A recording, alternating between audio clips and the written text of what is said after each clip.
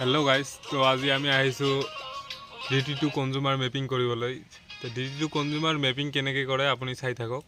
আৰু এইটো কৰিব হ'লে ফাৰ্ষ্ট কামটো আমাৰ ট্ৰান্সফৰ্মাৰ যিটো HT ব্ৰেল আছে এয়াৰ ব্ৰেক এইটো নমাব লাগে, নহ'লে 3টা ফেজ কাটিব লাগে। তো আমি আজি আহিছোঁ ট্ৰান্সফৰ্মাৰ ওচৰত পাইছোঁ, এইমাত্ৰ কাৰেণ্টটো গুচি গ'ল। এতিয়া বহি থাকিব লগা হ'ল, আছোঁ আৰু বহি। এতিয়া কাৰেণ্ট আহিব, তাৰপিছতহে কামটো কৰিব লাগিব। তো আপুনি কিবা ক'ব নেকি? কিবা কৈ দিয়ক। লাইনটো আহিলেহে কামটো হ'ব না, লাইনটো নাহিলেতো কাম একো নহয়।